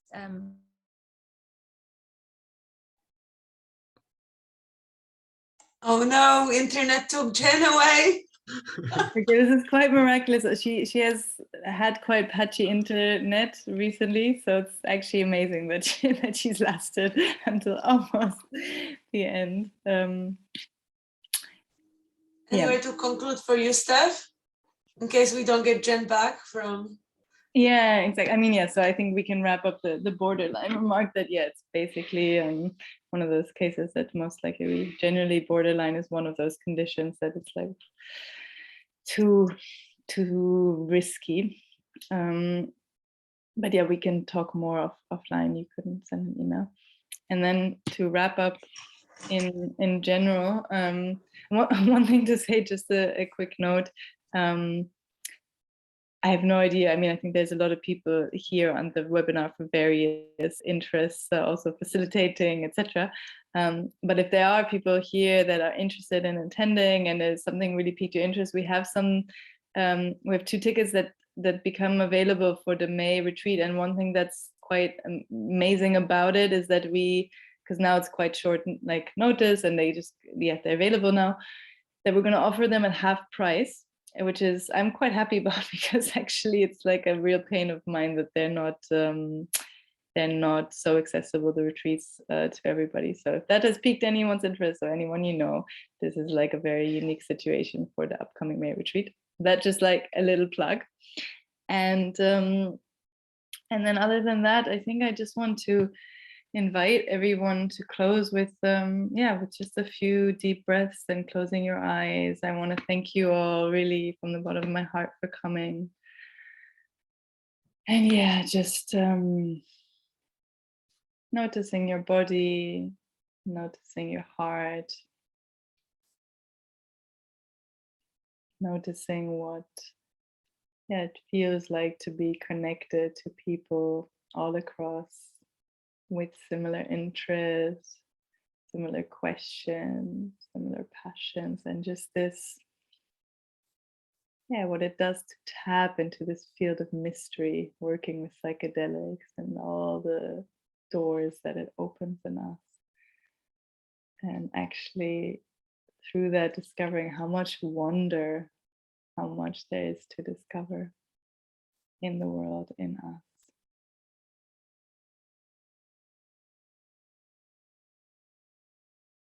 Yeah. Thank you all for being here, for being yourselves, for doing the very best you can with everything that you have been given as well as dealt with in your life. Thank you for showing up. Thank you for sharing this space for the last 2 hours. Thank you, Anya, for hosting us so graciously. Thank you, thank you, thank you. It was really wonderful. Yeah, thank you so much. I'm back. I dropped just for a few seconds. Yeah, just echoing all of Steph's warm thanks, and thank you, Anya. Thank you to the Psychedelic Society. I was just thinking, I mean, we facilitated 1,000 people, but you must have had thousands of people coming to all the events that you've been putting on all these years. So really thank you for your work creating this really wide community. It's really impressive and touching, and it's been beautiful watching you guys grow as well. So yeah, it feels good to be reunited. Thanks, Jess. So I can't find her. Oh, there she is. I couldn't find her, and it was just hearing her voice. Just a quick reminder to everyone, I'm posting this link to our harm reduction section, where you can read about psychedelic crisis and what to do when it happens, and read more about integration and any dangers around taking psychedelics. So make sure you read, because I spend loads of time producing those, so please do read them. And thank you so much, Steph and Jen, for being here today and leading this lovely discussion. Great to see you. Come back. And thanks everyone for being here. It's amazing to see how we sent an email 2 days ago and you're all here. So it's great. We have the best community in the world. So that's it. We can finish and go to rest, and tomorrow is a new day. This is Zoom fatigue here. 12 hours now. Have a wonderful night. Bye. Thank you. Rest well. Bye.